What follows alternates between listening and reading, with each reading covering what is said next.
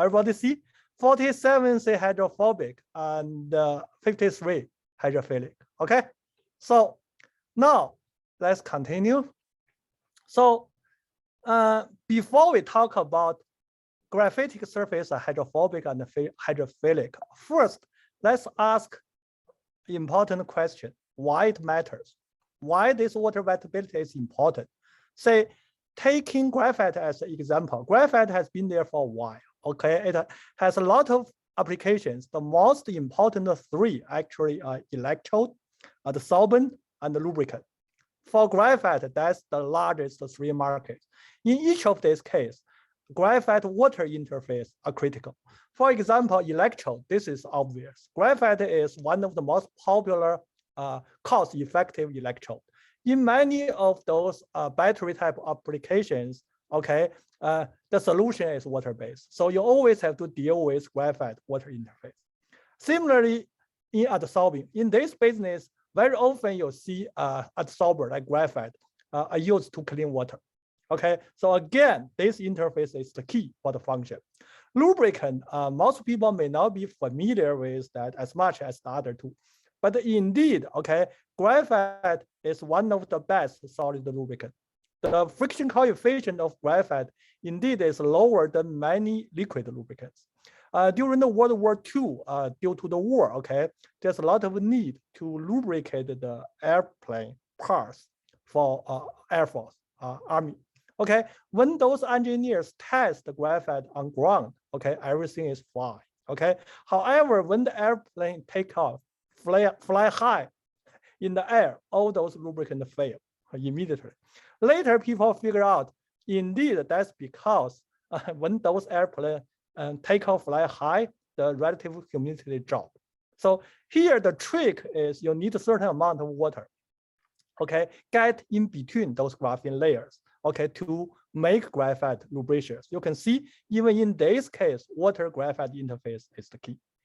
More recently, in the past decade also, graphene has been a very hot topic in research community. Okay, so a lot of graphene-based device has been developed. In this case, again, you can see graphene water wettability becomes important. Taking these two examples, this work published in 2012, as you can see, capacitor. So the capacitance of this supercapacitor, graphene-based, almost scale with wettability. So here is one typical example show water wettability is important. Another example, okay, this is a transistor, okay, graphene-based transistor.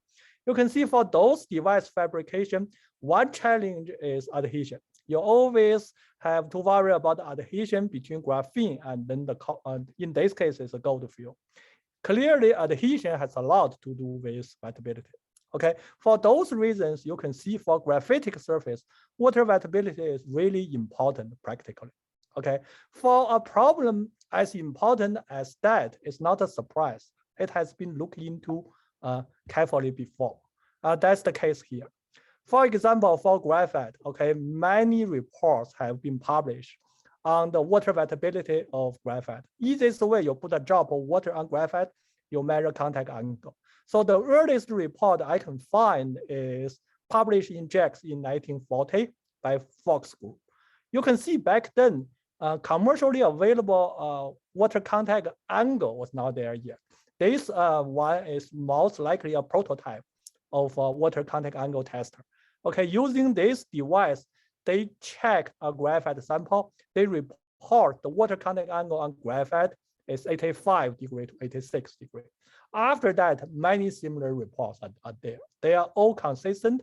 A contact angle of graphite is something around 90, so it's hydrophobic. Okay, more recently, okay, say this is a more recent result published in 2010 on HOPG, highly oriented, high quality graphite. They published and report the results of 91 degree. Again, hydrophobic. Okay, so for the half of the audience you support hydrophobic, this is the strongest supporting evidence. Recently for graphene, people did a very similar study and found similar results. Those two published in early 2010, around that time frame. For graphene synthesized, okay, either by CVD or other method on a substrate, they report water contact angle is still something around 90 degrees. So all those results seem to be consistent. It suggests graphitic surfaces are hydrophobic, okay? Plus, people generally believe because sp2 carbon is non-polar, so it should be hydrophobic. So it looks like everything is perfect. It makes perfect sense. Okay, this story starts around 2011. As Louis mentioned, I came back to academia around 2010. Back then, I was looking for research topic. Okay, I had background on surface interface and wetting, and graphene was such a hot topic. So I decided to look into graphene. I found a collaborator, Professor Haitao Liu in chemistry at Pitt. He knows very well how to synthesize graphene. So I know how to do water contact angle. So our initial objective is very simple and naive. All we want to do is to characterize the CVD graphene to see what's the water contact angle for CVD graphene. In that year, 2011, early 2011, the results on contact angle on CVD graphene hasn't been published. So we thought we would be the first to make it. Okay, so this work is not that difficult for us. So I decided to recruit an undergraduate student to do this research. Okay, from here, the legend starts. So this girl's name is Rebecca. She was a junior that year. She never did any research before this. So she was not familiar with graphite graphene. And good or bad, she didn't read a lot of literature. She didn't know, actually, it has been very well established graphitic surface should be hydrophobic. So she spent the entire summer measure water contact angle on graphene synthesized from Dr. Liu's lab. Here is some detail. Dr. Liu's lab and my lab are in two different buildings. It took me about 25 minutes to walk from one to the other. So sometimes the sample, graphene sample, was delivered right after synthesis. Sometimes they wait, say hours or even days. So in the end of this summer, when Rebecca summarized her finding, basically she told me the results are not consistent. I still remember that's a Friday afternoon, okay, 2 weeks before the end of her research. She told me what she found actually is if Dr. Liu's lab delivered sample earlier, okay, right after synthesis, then the water contact angle on graphene will be lower. If they deliver the sample late, they wait for hours or even days, that contact angle increase. So this is a very unusual finding, okay? So it's surprising and unexpected. So after that, Rebecca left. She was done. She put everything in her report. So that fall, I got the second RU, Patrick. So I basically told Patrick what Rebecca told me. And then I asked Patrick, whatever you do, just tell me it's true or not, okay? So near the end of fall term, Patrick basically showed me this data. This is the raw data from Patrick's report. It's not very beautiful, but I really want to show you this is the original data, okay? She repeated a few times, all similar. This is just one of them. You can see, so time 0 basically is the time right after CVD synthesis with graphene is done. And then, so I can tell, okay, the first data point Patrick took is roughly 15 minutes after that. You can see, and then after that, okay, she took data every couple of minutes all the way to hours. Clearly, you can see this water contact angle increase gradually all the way to around 80, 90 degrees. If you recall, I just mentioned from Dr. Liu's lab to my lab, it will take me 20 to 25 minutes to work. Patrick never told me how he did it, but based on the fact the first data point was taken 15 minutes after that, I figured it out. That's how he did it, okay? I think he ran pretty fast, okay? So at this point, both Dr. Liu and I realized this is something interesting. We got to take it seriously to figure out what's going on here. So Next thing we did is, since it's easier to move water contact angle tester than the CVD synthesis setup, I decided to move my contact angle tester to Dr. Liu's lab, right next to that CVD setup. In this way, we can have a very closer look at the time dependence of water contact angle on CVD graphene and figure out why. What I didn't expect is my tester end up staying there for 1.5 years until we published 2013 paper. Okay, at this point, 1 year later, spring 2012, third undergraduate student, Brittany, okay, joined the team. She basically took advantage of the fact of that right now the contact angle tester and the CVD setup are next to each other. So she repeated this many, many times. Meanwhile, she also asked others, graduate students in the lab, to help her. So within about half a year, we have 3 operators repeat this about 20 times. All those data are consistent with each other. As you can see, basically that's what Rebecca reported. CVD graphene, water contact angle on it increase with the aging time of the sample in the ambient environment. So the next question is why, what's going on? If you look into this data, after a long time, yes, the water contact angle on graphene is approaching 90 degrees, but before that, it's much lower, okay? CVD graphene on copper, what we found right after synthesis is around 45 degrees. So here, we decide to check literature again carefully. Although what's the majority of the community already accept the fact that graphitic surface are hydrophobic. But indeed, what we found, it has been different voice. This paper published in 75. Up to 2013, 38 years later, it was only cited 38 times, not a high cited paper. In this paper, Schrader report that actually, if you clean graphite very carefully, use air bombardment, and put everything in ultra high vacuum to avoid contamination, and then break the vacuum by adding a drop of water, you will find the contact angle of graphite is not 90 degrees, it's way lower. Okay, so this is actually a different voice. Schrader concluded that, okay, indeed, graphite is not that hydrophobic. It's the airborne hydrocarbon absorption make it appear to be hydrophobic. Why this paper was largely ignored? As indicated in a more recent paper talking about Schrader's work, which is reference 18 in this paper. The reason Schrader's conclusion was challenged or even ignored is because he did everything in ultra high vacuum. We know under ultra high vacuum, water evaporates very fast. Under that condition, the contact angle is receding rather than static or advancing, usually much lower than static or regularly measured contact angle. For this reason, plus very aggressive air bombardment, people believe the sample has been damaged, the testing was not in the right condition. So these results have been largely ignored. However, we know in our test, we don't use ultra high vacuum, we don't air bombard the sample, but still we found the water contact angle of clean graphene is way lower than 90 degrees.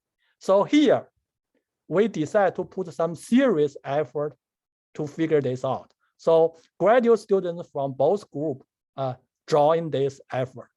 Actually, starting from there, almost for a decade, it's not ended yet. We are trying to figure out what's going on. So here, up to that point, a very clear hypothesis has been formed, okay, which is graphitic surface indeed is mildly hydrophilic. It's the airborne hydrocarbon, okay, make it appear to be hydrophobic. In addition to CVD graphene on copper, we also check HOPG, okay? So if we freshly cleaved HOPG, we found it's not that 90 degrees, it's 64, around 64 degrees. After aging in air, it becomes 91. For 203 layer graphene on nickel, okay, we found the freshly synthesized contact angle is close to 60 after aging 90, okay? All point to the same direction. Okay, to test our hypothesis, indeed is airborne hydrocarbon. What we did first, we intentionally contaminate the clean graphene with hydrocarbon. First experiment is after the graphene, single layer graphene on copper was synthesized, we immediately put into two storage dish, one plastic, one glass, and then monitor the contact angle with time. We can see if you put sample in plastic, which has hydrocarbon additive, okay? So you can have higher water contact angle with time. And then if you put hydrocarbon intentionally in a clean glass petri dish and then put your CVD graphene in right after synthesis, you can see the one with hydrocarbon clearly has high water contact angle. They support our hypothesis is airborne hydrocarbon that make the sample looks to be hydrophobic. Okay, then next, to further test our hypothesis, what if we remove airborne hydrocarbon? So the most two common way, one is thermal annealing in inert gas. Say in argon, we heat the sample, age the sample to 550 degrees. And then right after that, we found the water contact angle drop, significantly. If you age this sample in ambient again, the water contact angle come back. They support assumption again, you have airborne hydrocarbon, you remove it, contact angle drop. And then another way to remove hydrocarbon is UV, okay? So for aged sample, if we do UV, right after you can see water contact angle drop. And then you expose the sample to air, again, it pick up hydrocarbon and then become hydrophobic with high water contact angle again. Of course, to show the smoking gas, you need spectra, okay? To see the airborne hydrocarbon, eventually we use ATR, FTIR, and XPS. Both results clearly show, yes, we have airborne hydrocarbon on the clean graphene surface, okay? So that's the reason why it's hydrophobic. So this work was published in 2013. After that, we moved to graphite, have a closer look. Actually, this graphite water contact angle after exfoliation with time is a very telling story. It basically explains why for so many years, almost 8 decades, people largely ignored this, okay? If you're familiar with water contact angle test, you know we need to repeat. For water contact angle test, you need at least 3, if not 6, 10 repeats. That's what people usually do to make sure, it's repeatable. Say, for this graphite sample, right after exfoliation, you can see the contact angle is 64. In ambient air lab environment, you can see it only takes minutes for airborne hydrocarbon to be absorbed for this water contact angle to increase dramatically. If you do regular tests, say here you repeat once, maybe 1 minute, and then you do 6 repeats, it's already 6 minutes later. So even if somebody pick the first one, after many repeats, they would believe, okay, the first one, something is wrong, because most of later data will show you it's hydrophobic. So that might explain. Of course, for graphite, after the ATR, FTIR, we also show you have hydrocarbon. We also use absorptiometry in this case to show actually, I will skip all the detail on the absorption model. If you're interested, go to our reference. Okay, you have angstrom, 4-5 angstrom pickup. Okay, just in ambient air. Okay, now the next question is why? What's going on in terms of thermodynamics? What's the driving force? Say after that, we follow up, trying to interpret our contact angle data, use different surface energy model. Okay, historically, there have been different surface energy model be proposed. Okay, I don't want to get into the business of which one is right or which one is better. It's still open question under debate. Instead, what we did is just to take the popular surface energy model, translate contact angle data to surface energy. Okay, what we found is that, okay, what's going on here is for clean graphene or graphite, which is mildly hydrophilic, indeed it has higher surface energy. Okay, after it pick up airborne hydrocarbon, the surface energy becomes lower. Okay, so this is true for both graphene and graphite. So I will again skip all the details, and then based on that, we come up with this cartoon, basically explain the thermodynamics of this process. So fresh graphitic surface has higher surface energy. So adsorption of airborne hydrocarbon will lower the surface energy. That's why this is a thermodynamically favored process. It always be like this. Okay, so we have some more work later just to clarify this. Okay, so at this point, okay, so a question arises. Many of my friends, especially the colleague in tribology community, came to me and asked, well, you show that actually the water contact angle for graphitic surface is not 90 degrees. Okay, when it's clean, it's 60 something.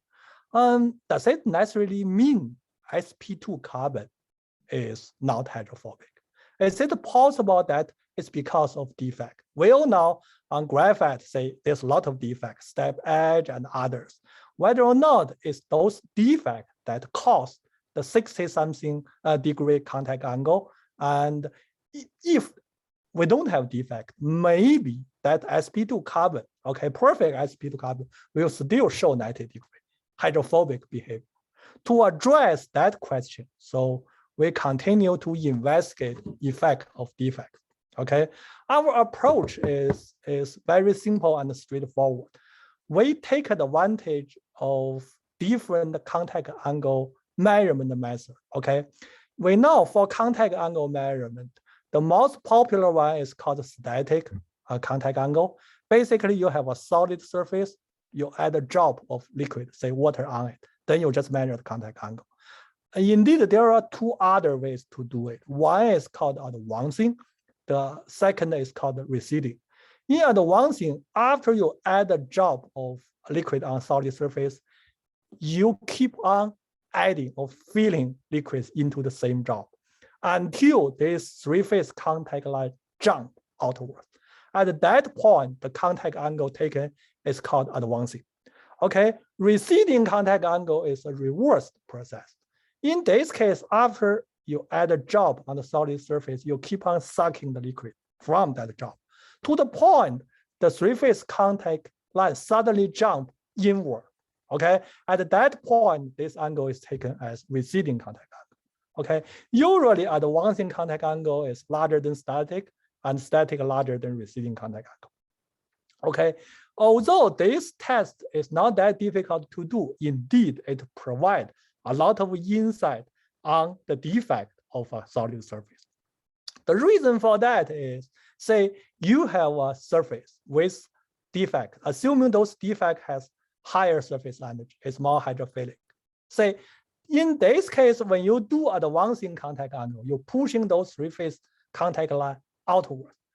Since defect is easy to wet, so your contact line tends to pass by this defect. It won't stay or stop there. It's so easy to wet, it will just pass by and then stop on the area with no defect.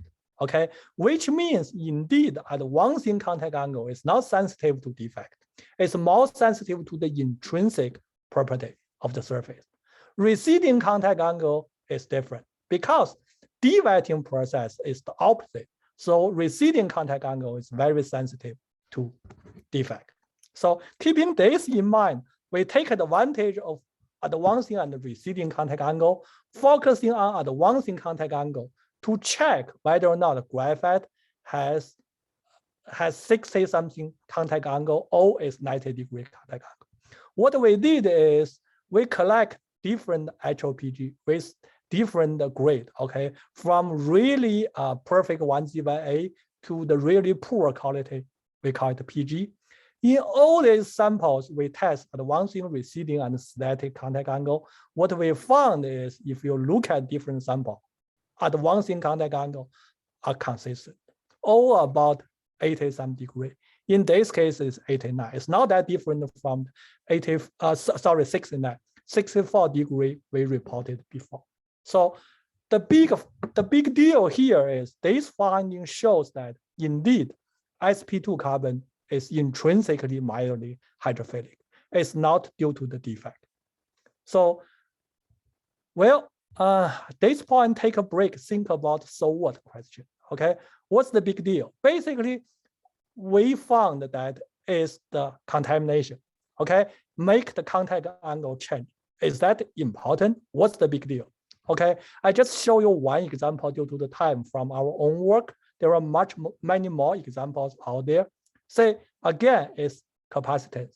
We make a capacitor based on graphite. In this case, it's just a graphite base. Okay, so we show clearly if you have contamination or you don't have contamination, the capacitance change could be a factor of 5.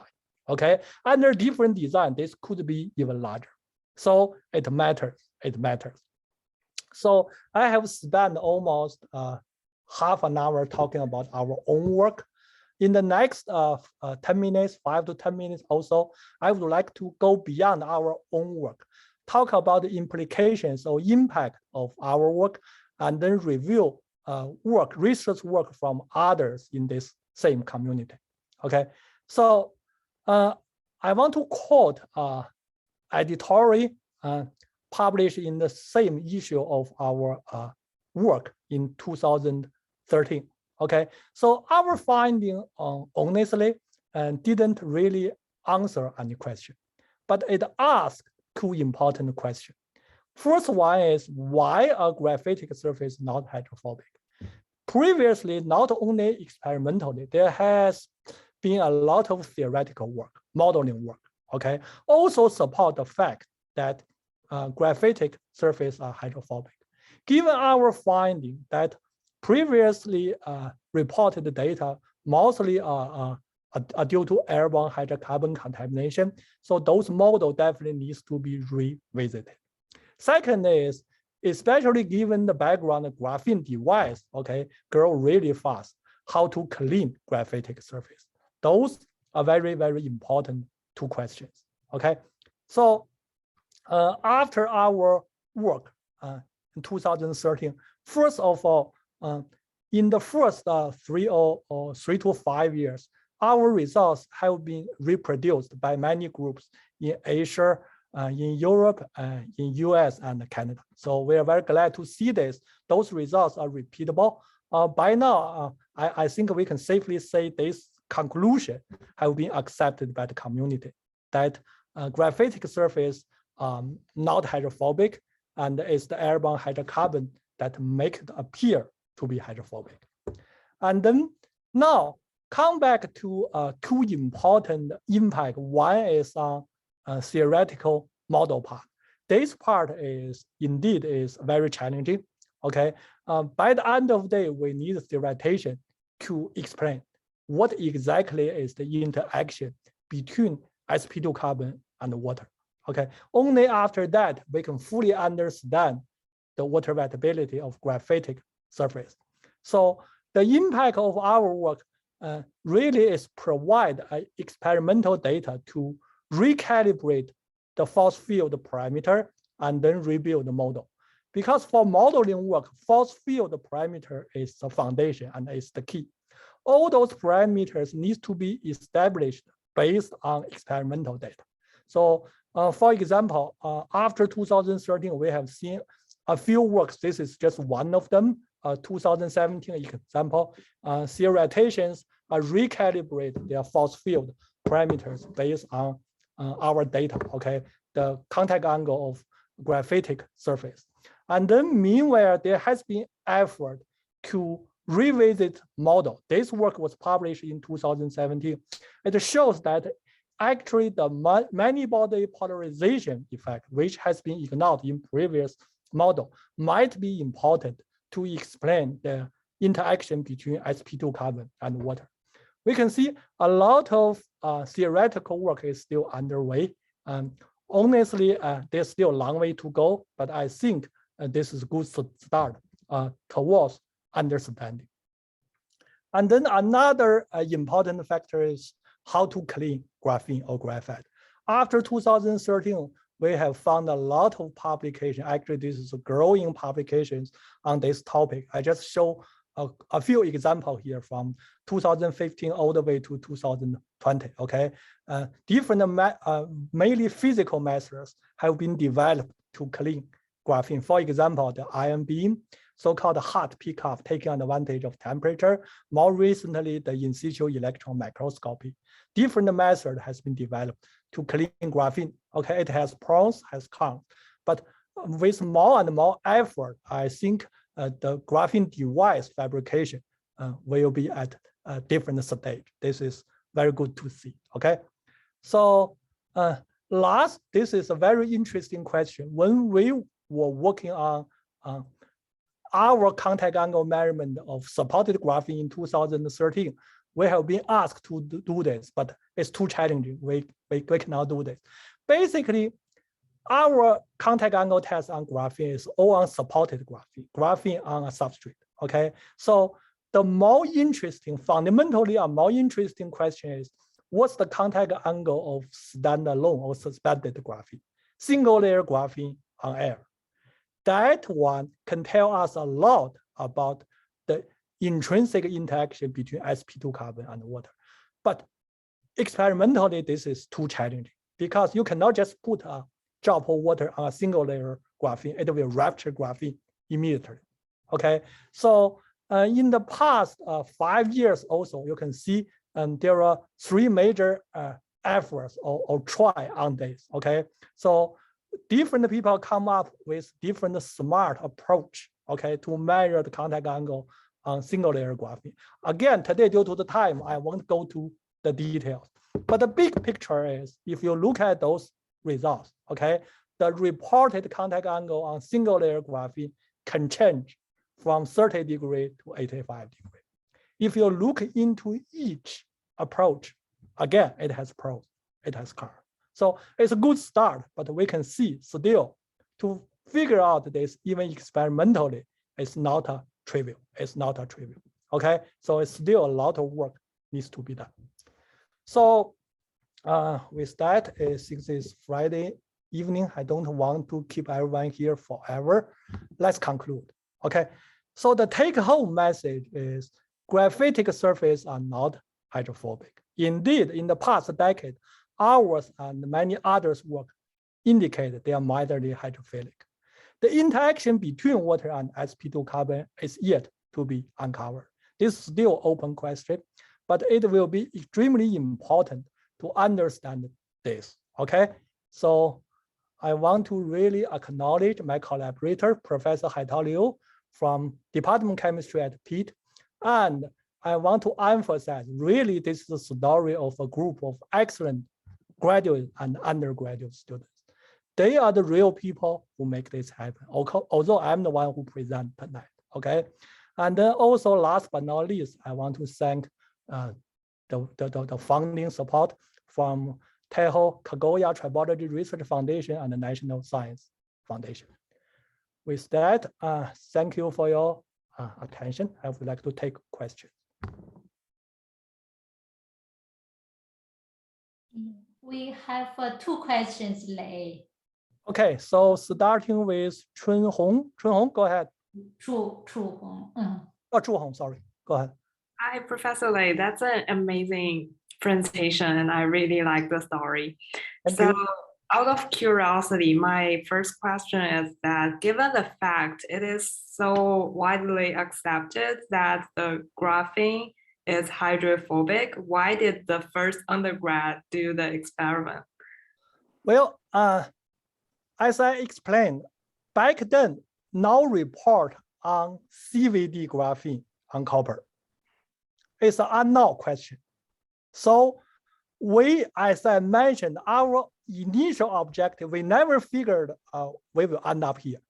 Our initial objective is very simple and naive. We just want to be the first to publish what is the water contact angle on CVD graphene. That's number 1.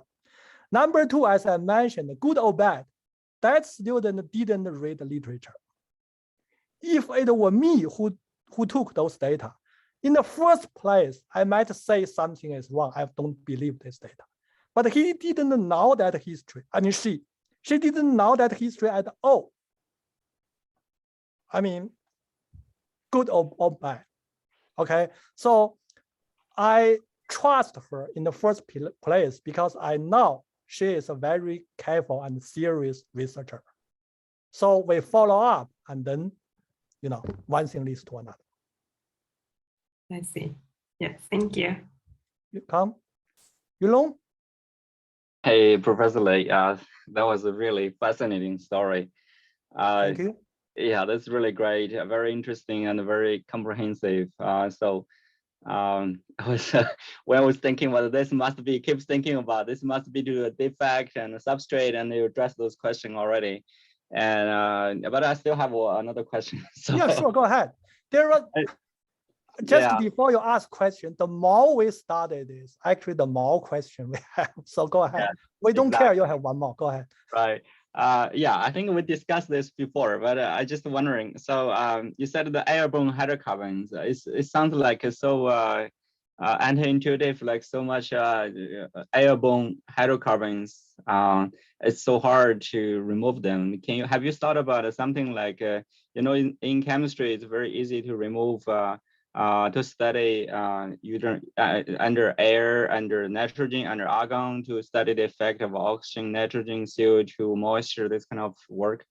Okay, very, very good question. Actually, I don't have time to talk about. We did do a little bit along that line, okay? So what we found is for fresh sample in argon or in nitrogen, it works, okay? So you can definitely slow down. The most efficient one you get is water. If you increase humidity or simply add a drop of water on it, it stopped contamination immediately. So the true challenge actually is that the reason why this research or this research topic didn't advance as much as we want is it's too difficult. Airborne hydrocarbon contamination is always there. You cannot avoid ambient. You cannot say, I will do it in glove box. Nobody will do that.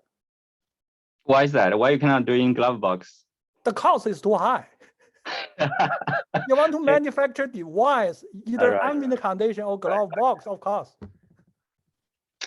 Okay, I'm still curious about the airborne hydrocarbon. What are they? I mean, are they like? That's sorry, right? That's the second question. What are they? We don't know exactly. We have some clue. Actually, back then and then later, we even, if you look at the literature, there are people, actually environmental engineer, they study what's in air out there. Okay, say in Pittsburgh area, there people studied in Pittsburgh area in air, what are out there. You have tens to hundreds of different organic hydrocarbons. At this point, we have some hypotheses, but we don't exactly know which one are the ones that deposit on graphene. Or if it's not graphene, you switch to molybdenum or copper, whether or not it's the same hydrocarbon or different. This is still open question, but that's a really, really good one because this one will also help us to figure out what's going on. Yeah, that's really great. I hope that we can continue to discuss. Another point I want to point out is, in the environmental area, that's called a VOC. A lot of times people study it. VOC, So, right. Every room will have those kind of standards. So something like that. Okay, I want to leave time for other people to ask questions. I see other people also. Yeah, thanks, Yulong. Let's keep this conversation going. Okay. Sounds so great. The next one is Grayson. Hey, so you did mention the role that supports may or may not play in affecting this contact angle, and that you wanted to measure the graphene without a support under it. And of course, that is experimentally challenging. So could you look at, say, like if you correlate the interaction energy of this graphene with a bunch of different surfaces, and correlate that the water contact angle with that energy, can you see if this possible single layer graphene experiment is even worth it just by kind of this roundabout way? Oh, okay, that's a really, really good question. Okay, if you allow me to bring back this. Due to the time, I didn't include this in my presentation. I have secretly hope somebody would ask this question so I can show this slide. Thank you. And I can assure the rest of the audience, I was not a plant. Okay, so this is called whiting transparency. It's related, but it's separate, okay? About the same time frame, okay? When people look at single layer graphene, okay, 2012, there was a report also published in Nature Material claiming if you have single layer graphene, you put it on a substrate, actually you have so-called whiting transparency. That means that drop of water won't see graphene, it will see the substrate only. Okay, 9 months later, same year in physical review letter, MIT group, okay, report that, okay, it's not completely transparent, it's semi-transparent. That drop of water will see partially graphene, partially the substrate underneath.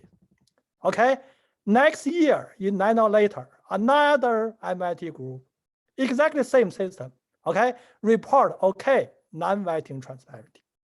So not at all. If you put a drop of water on graphene on substrate, you only see graphene, not substrate. Okay, so basically, well, in a way, all this work, all those groups are definitely first-class group. Okay, excellent group, first-class player in the field. All those works show you experimental results plus molecular dynamic simulation. All three. Okay. The molecular dynamics simulations support in each of the cases. Yeah, each paper, their molecular dynamic simulation support their experimental data. Oh man. Well, let me stop here. Yeah. Okay, basically this tells you how little we understand on the fundamental interaction between sp2 carbon and water. Our work, in our 2013 paper, we also try to make a point out of this. We claim their sample are not clean, so their results are not consistent. Using our clean sample, we believe is semi-transparent. How semi, I don't know. Okay, so here is 10 years, almost 10 years later. There has been more work along this line, but I don't see a clear finding. My understanding is I have been talking with really expert on molecular dynamic simulation. I was told historically those experts, they themselves know sp2 carbon water, they don't have a good force field. So not surprised because experimental data they use to calibrate the force field has been contaminated all these years. So our results only published like 9 years ago. And then only in the past a few years, more and more people start accepting this because a lot of groups repeat this. So I'm still optimistic. Given time, those force field parameters will be built and then we will have more understanding. Did I answer your question? I know I didn't answer your question, at least not the way you want. But I think you showed me that I there's show you why. I think you showed me there's enough complexity in it that it's still worth going after that single layer. Yeah, it's worth. That's still important. That's still, and I know a lot of people are scratching their heads. Okay, scratching. The experimentally too challenging. Thank you. Thanks for the question. Any other questions? May I have two? Yes, please.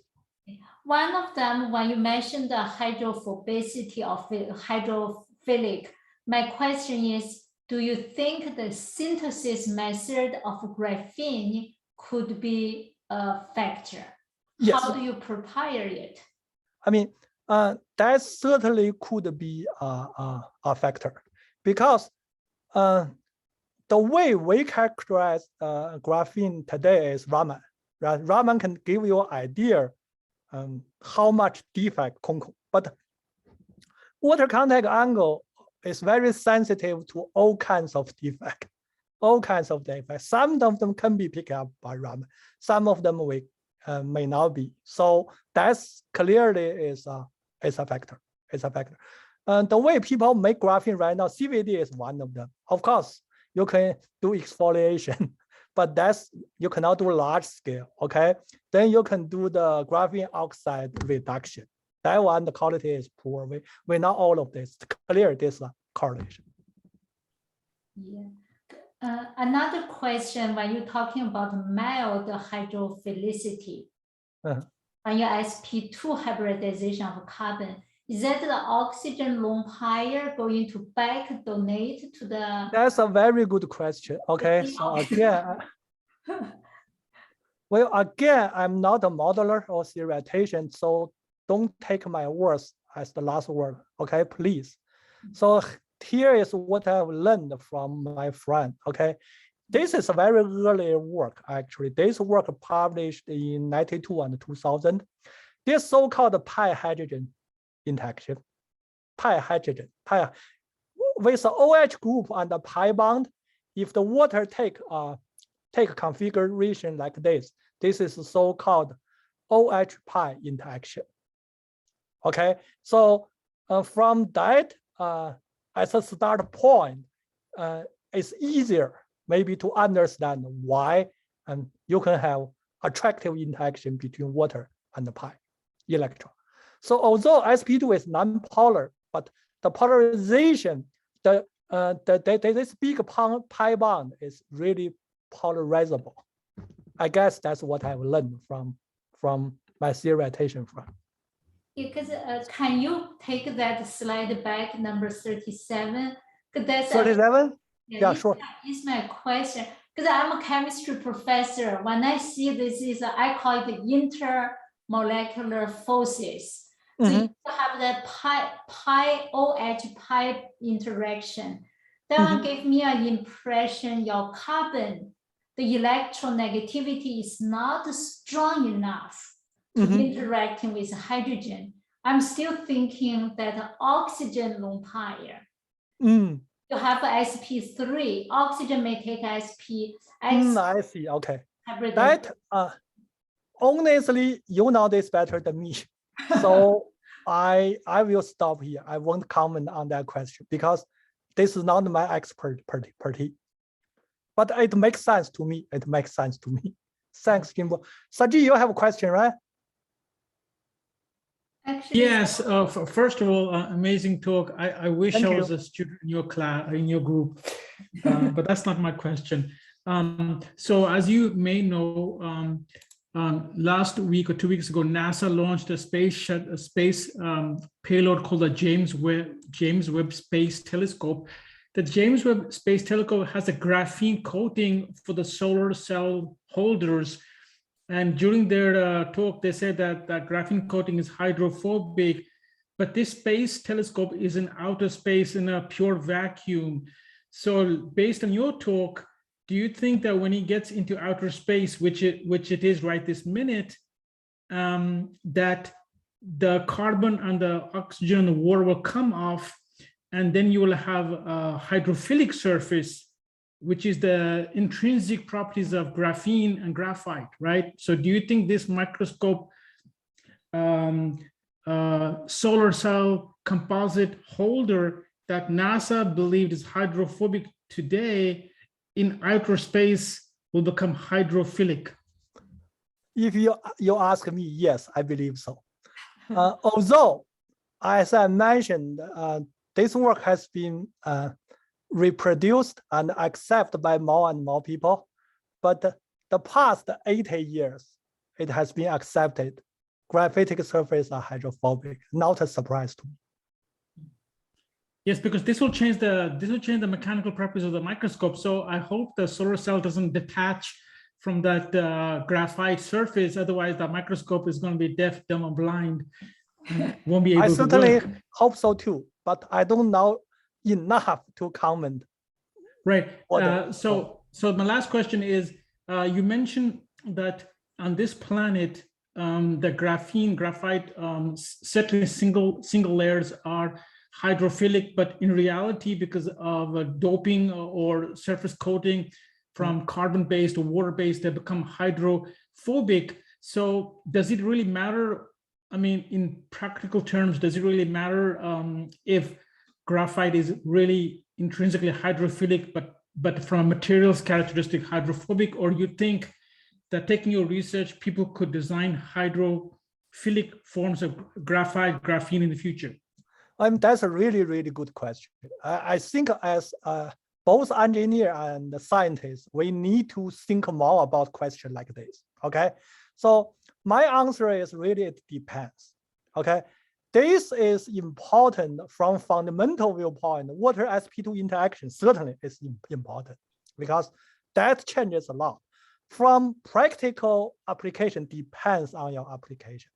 Because if you, in your application, okay, in ambient environment, take hydrocarbon, hydrophobic, yes, it doesn't matter. But in some other application, especially when you show, when you know contamination matters in terms of function, then you want to have a control on it, have a control. And indeed, many people already did what you just mentioned, including ourselves, to intentionally take advantage of hydrocarbon contamination to make a hydrophilic surface hydrophobic. For example, we have did the same thing to alumina. We know alumina is a famous, notoriously famous hydrophilic material, but under certain conditions, just by right contamination, it can be hydrophobic. The vice versa. And one very last question, I don't expect you to give me an answer, but our lungs are hydrophilic. The surface is hydrophilic because, but with this carbon contamination, if this carbon contamination is enough to change graphite from hydrophilic to hydrophobic, what do you think it will do to our lung surfaces, considering particulate matter and carbon dioxide levels are not decreasing? Well, indeed, I don't have an answer on that. Okay, this is a really open question, but this is really interesting to think about it. I mean, certainly it's not good for our lungs. That's probably, the easy one, right? Yeah. Thank you. Thank you, Saji. Any other questions for Dr. Lei Li? Dr. Li? I assume again the silence meaning no. Let's give both speakers a round of applause. Yeah, thank you so much for taking time to give us the wonderful talk. And also thank you everybody for your participation. And if any students, faculty, wish to give talks in our energy and fields division, feel free to contact me. So I put my email there. It's jingbo.liu@tmuk.edu or tamu.edu. So again, everybody, I wish all to have a productive, joyful, and healthy 2022. Yeah. Thank you so very much all. Thanks, everyone. Thank you, Bye-bye. Thank you, Dr. Jimbo. Thank you. Bye. Yeah. Yeah, bye-bye. Dr. Jimbo, I have a question. Yes.